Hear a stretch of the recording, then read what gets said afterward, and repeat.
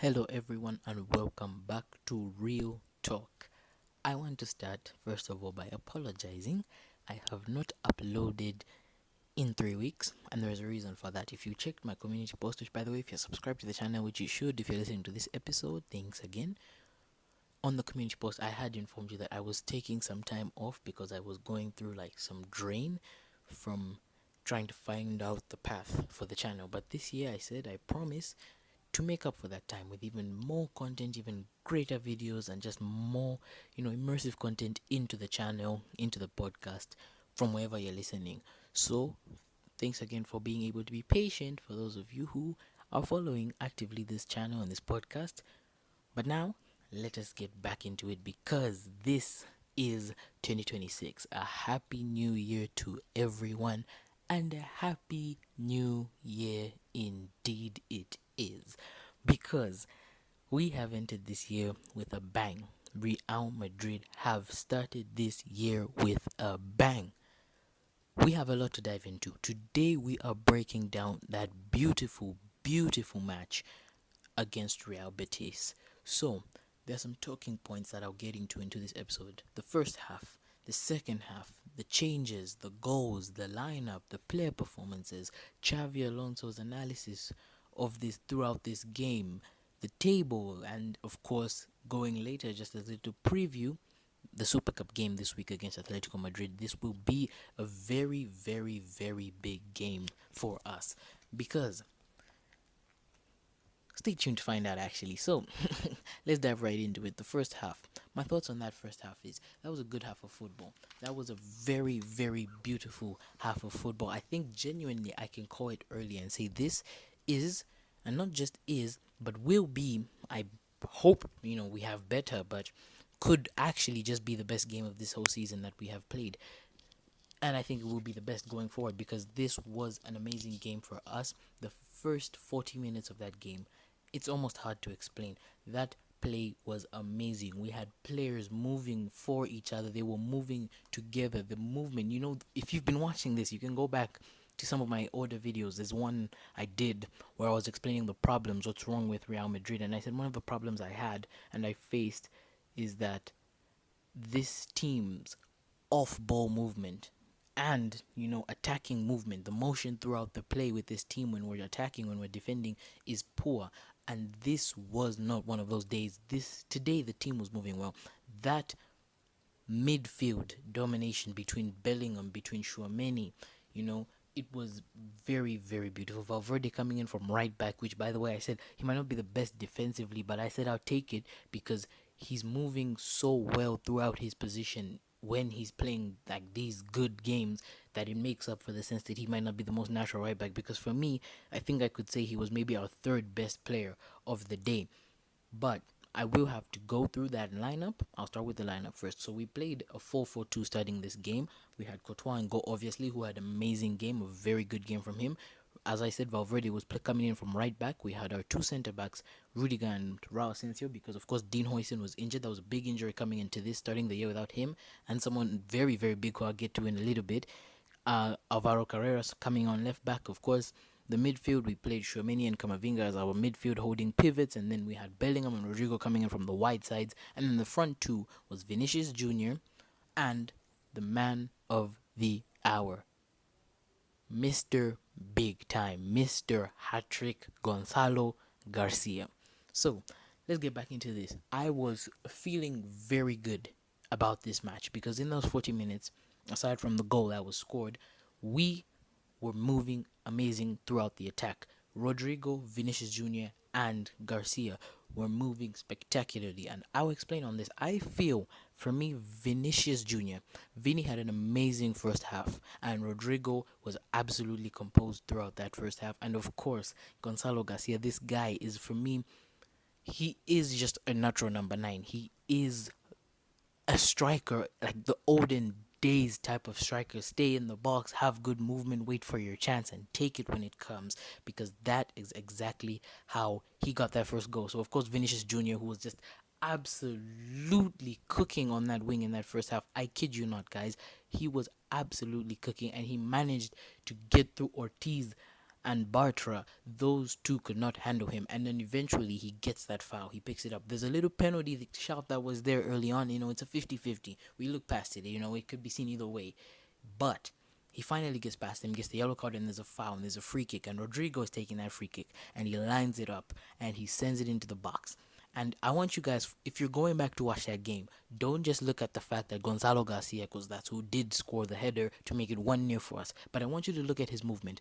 He's on his man, just barely on that onside space where if he goes past this man here, he will be as offside. So he's staying behind him.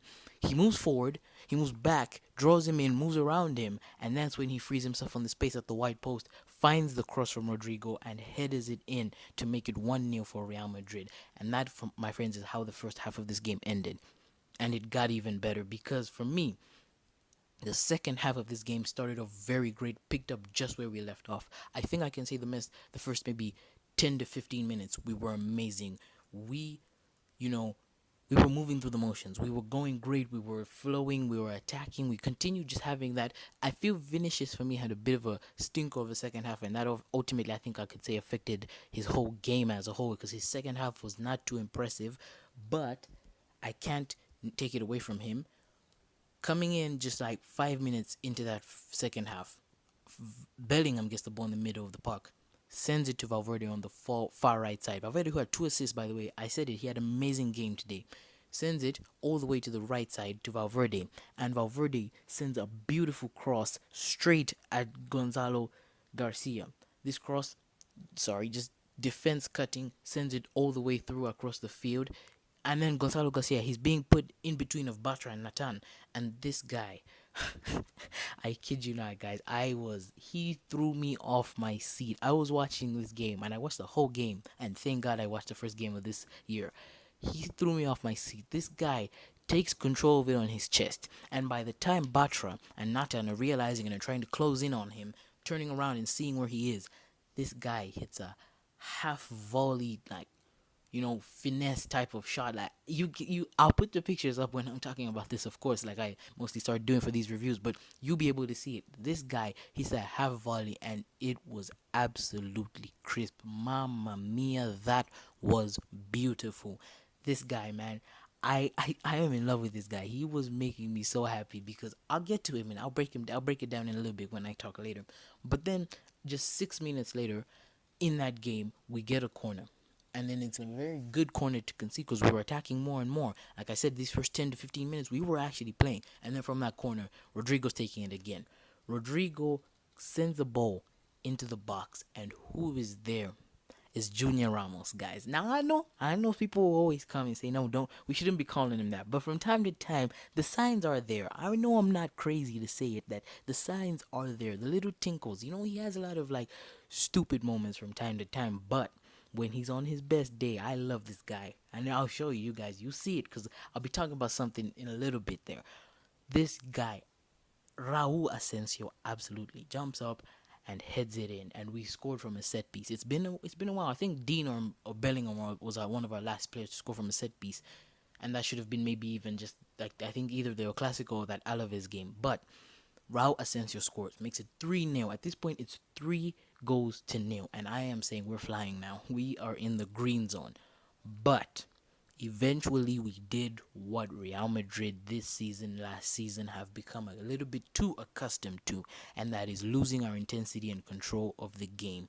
We started to crumble. We started to look a bit too tired. We started to get a bit lazy and comfortable with that 3-0 lead, and eventually they took advantage of it. Betis took advantage of it because Ruibao sends a ball through, and then it finds Cucho Hernandez. And Cucho Hernandez, he goes past it. He runs with the ball, and then this is where the problem comes in. Rudiger, that was your man. Rudiger lets go of Cucho. He gets past him, and then also Raul Asensio just makes a lazy effort at stopping that pass. So Cucho is free on goal. Rudiger runs all the way to the goal to support Courtois. Courtois rushes through, and Cucho, of course, fakes him, leaves him on the ground, but then cuts back. And this is where my problem comes in. Courtois, why are you not taking time to make yourself big in that situation? I'll look at the game we saw just the day before this one. and I'll give an example of Juan Garcia. He was absolutely amazing in that game for Barcelona. You guys should go check out his performance. But one thing he was doing in those one-on-one situations, which is what I have, I'm accustomed to Courtois doing, which is why I'm so shocked that he didn't do it in this situation. He lost his head, he lost his cool, because he runs back to try and save the shot of Cucho from where he thinks it's gonna go, instead of having, because he had enough time from when Cucho cuts back in with a little chop. He could have just gone and made himself big. And what I mean by that, for those of you who don't know, what I mean is he could have just spread out his body and forced him to make a rushed shot. But then he gives him time by running back to the goal, and Cucho has more than enough time in that space to aim it near the near post, goes past Rudiger, and he scores the goal. For me, this was just a silly goal to concede, but then it was just too easy, and there was just too much poor defending, and it was a mixture of everything. And then we started to look slow, and then we started to look like we weren't. Did they really look like they were about to make it 3-2, and then of course maybe even 3-3? I didn't see them winning. Of course, for me, when we went 3-0 up, I said it's a win, but I wasn't sure how it was going to be a win. But I'm happy to say that as time went on, they also didn't have enough in this game. Because for me, I feel like Anthony was very, very, very. This was a very lackluster performance from him. Riquelme was, I think, their best player next to Cucho, but he also didn't really have that fire. Their attack just wasn't there today. And then eventually the subs come off, and we made some substitutions of our own. Some of those subs I will talk about later, but I'll just highlight them. We brought in Mastantuano, we brought in Ardagula, we brought in Ceballos, and these were crucial subs. Ceballos helped fill up that role that Tchouaméni was leaving space in when he started to get a little bit tired, a little bit laxed in the game. Mastantuano, obviously just coming off of the right there, trying to do his best. But I want to highlight one sub in particular, and that is Mr. Arda Güler. This guy absolutely changed this for us. He started bringing intensity. He started bringing fire. He started bringing that passion. You know how he plays. I love this guy because I love how he knows how to control and move the attacking positioning of this midfield. This guy came in and we began to look sharper. We began to move a bit faster. We began to look better, and eventually it paid off when Rudiger gets the ball all the way from the back. And oh my God, can we just take like a moment of silence to appreciate that beautiful, beautiful overhead pass from Rudiger? Sends it over the entirety of every player there, from the defense all the way to their defense, and finds Ardagula, who runs in, keeping himself onside, which was brilliant because he saw the pass, gets it in the box. This guy could have rushed. He could have tried to trap it and take a shot because he had a position. He was close to the keeper. The defenders hadn't yet run all the way towards him, so he could have taken a quick shot. But this guy, that's not what he does. This, my friends, and I'm saying no glaze on this, this is our little Mesut Ozil Jr. in this, because this guy takes a trap, moves his side and composes it, lets everybody start running through, and whips a cut-in pass into the middle of the box. And who else is there to finish it off with a lovely little, I even forget, what do you call that? I don't know if it has like a specific type of finish. I've forgotten the name, but I'll call it a back heel. If it's not really a back heel, it's a side tap. But Mr. Gonzalo Garcia. Oh my days. This kid scored a hat trick. This guy, man, when he scored that goal, I stood up and I started clapping because I said, this right here is exactly what you want from a youngster who has that hunger, that passion to play for this club. He wants to earn the right. And this is a problem you guys, if you've been listening so far to this podcast, you know it's a problem I've been having with the players of Real Madrid this season and last season, parts of it. They're not earning their right to wear that badge. It's a heavy badge and they're not earning the right to wear it. But this performance today that Gonzalo Garcia dropped, he showed that he's not just worthy, but he will continue to prove that he is deservingly wearing that Real Madrid shirt. He made me proud. This guy. It became 4-1 and Betis were absolutely gone from here. Anthony got subbed out, and then we brought on Fran Garcia for Gonzalo Garcia. And if you just check the game, you can go watch it back. The Madrid fans, they had to validly get off their seats, and they gave this kid a standing ovation, and it was everyone from the Madrid side. I don't know about the Betis fans, and you could see there in the stands because the camera panned out, and even Kylian Mbappe was standing up because he was unfortunately injured for this game. He was standing up there in his little box in the top side there, and he stood up and he had to clap for this boy. This boy, amazing. Xavi Alonso was completely blown away and smiling from ear to ear when he was coming off. Gave him a big hug. He was so happy, had the biggest smile. He knew he's already won that match ball. He was man of the match. This was his day. This was his best way to start off the year for him. We gave him a standing ovation, and I myself also stood up and clapped for him because that was what I wanted to see. You know, when people saw Mbappe out for 3 weeks, they said, okay, they've written off every single game we'll play. They said, oh, these will be difficult games, but this coming in just like this and doing, I'll get to him in a bit, but that for me, congratulations to Gonzalo Garcia. But when Fran Garcia and Ferland Mendy entered, I said, okay, the game's done. Time to wrap it up. Time to wrap up the show. You know, the game's done. It's 4-1. We just bring on defensive subs. We pass around, get it done. But then, to my surprise, Fede Valverde again off the wing, the right wing. And I know this guy, he's fiending for when Carvajal and Trent are back because he wants to play on that right wing, get back to his positioning because he was there again. And again, he does what he does best. He did the same thing, that Vinny 2022 Champions League final type crossing, sends it over everybody, and who's there in the box to find it? It's Fran Garcia. I was shocked. I was actually about to switch off the television, guys. I was like, okay, the game is done. You know, I'll probably see who won the man of the match. We know it's Gonzalo Garcia. Everything was said and done.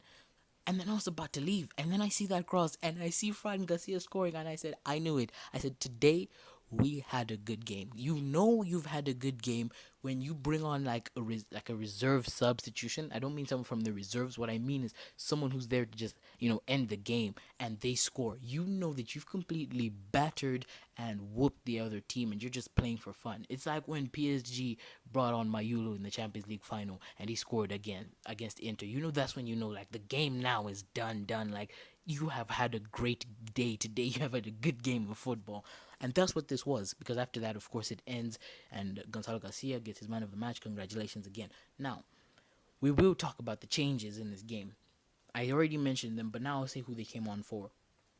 So, Vinicius Jr. was subbed off for Mastantuano, and from the looks of it, he did have a little bit of complaining because he was subbed off, I think should be in the 77th minute. Him and Rodrigo came off at the same time. Rodrigo came off for Adragula, and Vini subbed off for Mastantuano. Chouameni subbed off for Ceballos, Garcia came on for Fran, and then Rudiger came off for Mendy. I will talk about Xavi Alonso's player management in this game. It was actually very, very well, and he did make good subs because if you look at the substitutions that came on, Mastantuano was still a good help in moving around the play and the attacking, but by then the game was already like not really that exciting to play. Arda completely changed the game, took us back into that, no, we're still taking it by the horns and taking the win today, because it almost started getting scary when they made it 3-1. Ceballos, for me, continued to do what Ceballos does best. He's just there to like help with the control of the midfield, and that's the best way I can describe it. Fran Garcia came on for Gonzalo Garcia just like, to let him rest, and he still scored. So that was an amazing substitution. And of course, Rudiger coming on for Mendy. Mendy was just a defensive sub, and we didn't concede past then, so he did his job good enough. They were already dead by the way, they were already dead by then. So I will say that he managed this game very well, and his subs were actually very effective, but I feel he could do better in like the future. Looking into the future, sometimes he doesn't always need to live it that late when it comes to the substitutions. I understand with this game where he was coming from, he didn't want to mess up the tempo, especially when we started looking slower, but he did make the subs just before it got dangerously tired, but he doesn't always have to take his time. But overall, this was a class showing from him. This game for me was very crucial because on the La Liga table now, we still sit second, of course, behind Barcelona because they won, and we're still chasing them by the 4-point margin. But it was good because after their win, we had to win. This is the point in the year now where we just start chasing. We have to keep chasing, so we can't afford to be dropping more points. It's 4 points. If we keep on winning, hopefully they eventually will lose or draw. Most likely drawing against them, maybe like a Celta Vigo or someone when they play them for the second time. But we have to chase them and be as close as possible heading into a Clásico. I do not want a situation where we're 7 points behind them coming into a Clásico where now it's a must win or the league is over. I do not want that because right now I don't think we're winning the return of Clásico just purely because they now have that pressure and weight taken off them of defending the 4 wins. They're coming in from a loss, so they're coming in from our perspective of revenge, and Lamine Yamal is going to want to show that he still got it. So I don't want to have us in a pressurized situation hoping on the Clasico. But speaking of Atletico Madrid, we have a big game against them. This is the preview I was talking about. We have the Super Cup against them. It should be on Wednesday. Barcelona playing Atletico Bilbao today, or no, tomorrow, and then we're playing on Thursday. This will be an important game. This will be an important game. I hope I can drop a preview. I don't know if I will. I'll try my best to see if I can make some time to get that preview out, but I'll just say this is an important game because this is a trophy that we have a chance to win. And if we beat them and Barcelona beat Atletico Bilbao, it could be fun to get a revenge, classical final for the Super Cup. Because if we beat them, now it's like we're just ticking off, the revenge list. So we beat you in the league, and then now we're gonna beat you in the Super Cup, and then we're gonna beat you in the return leg. But this would be big because if we do win that and win the final, it would be good to certify a trophy this early, so that we just don't end trophyless. Like at the end of the day, we shouldn't say we haven't won a trophy in 2026. But that was the review. Oh, I said I'll give you guys a lineup, and I'll give my review of the lineup. So for me, I think player performance wise, top tier performances, I will say Gonzalo Garcia. Of course, he's the number one. That's not even a question. That guy, for me, amazing. Second, I think I could say Rodrigo because he was sharp. For me, this was a message. He was saying, "Don't forget about me, guys." I thought that those first two games he played where he came on good and scored were just like showings, like I still got it. But this was a don't forget about Rodrigo. He will shock us, and I pray he continues to play this well. Third, best player for me on the field, of course, you guys, from hearing this episode, you know who I was gonna say. It's gonna be Federico Valverde. This guy was amazing. Those three can be my top performers. I would say if I'm giving ratings, I can give Courtois like a 7.4. I can give Carreras like a 7 flat. Rudiger can get like a 6.9, 6.8. Wasn't his best showing, but he wasn't too bad. Asensio 7.3. I think he was better than Rudiger, did more of the work and got his goal. That helps him out. Valverde, I think an 8.5 is valid here. He had 2 assists in this game. Bellingham can get a 7.5. That was very standard. Tchouaméni 7.5. Camavinga maybe 7.3. I think he was like the lower ranking of the three. Rodrigo, I'm actually going to give him an 8.9 because that was an amazing game and he had 2 assists just like Valverde. This guy was amazing today. Vinicius, I think he's same with Rudiger. I have to give him a 6.9. He just doesn't make a 7 because that second half he was really, really dropping form, but was a very amazing. If this was based solely on his first half, I would give him, I think, 7.6 for that first half. But as a whole, that whole game he played up until the 77th minute. 6.9, 6.8 is a fair rating. And of course, Gonzalo Garcia, I'm giving him a 9.4. Okay, maybe 9.3. Not because he could do anything better, because that was just an amazing performance. But, I'll just give him a 9 above. Do what you want with the 9 point. But this guy made me happy. This was a good showing. But I do want to say something. For Vinicius, he needs to be a bit worried. Because I know I'm not the only one who, when I was watching that game, I was having the dream in my back of my head of a game we play where our front three is made up of Gonzalo Garcia in strike, Rodrigo on that right wing, and Mbappe on that left wing. I would like to see that. I don't hate Vinny. You know me, guys. I'm the top tier Vinicius Junior supporter. I would not sell him for anything. Okay, obviously something, but not anything. But I want to see how it would look. Just one game. Just give me one game, Xavi Alonso, where I would see Vinicius Jr. like maybe going off the bench because we're starting with Mbappe, Rodrigo, and Gonzalo Garcia. Because Mbappe doesn't need to worry about playing that. I have to stay in front, number 9 row. He has his freedom on the wing, and he's playing with someone who, if he's not feeling like cutting in, he can leave the ball for, and he's got Rodrigo supporting him from the right. That front three, ooh, mamma mia, just thinking about it, I'm seeing Champions League final there. Okay, but anyway, guys, I hope you enjoyed this episode. I hope for all the Madridistas out there, you enjoyed that game as much as I did. Beautiful way to start the year. I hope this is just a preview of things to come for 2026. Again, I say Happy New Year. Again, I apologize for the 3-week delay of posting on the channel. Again, I say I'll promise to, keep doing better content and have more just engagement in this new year and grow the channel even better. But this was very fun. Hope you liked it. Again, if you did, please leave a like. Please comment your thoughts for those of you on YouTube. Follow for those of you on Spotify and Apple Podcasts and wherever you're listening from. And subscribe again for those of you on YouTube. This was Real Talk. This was Real Betis versus Real Madrid. We won 5-1. Amazing day, amazing game. Peace.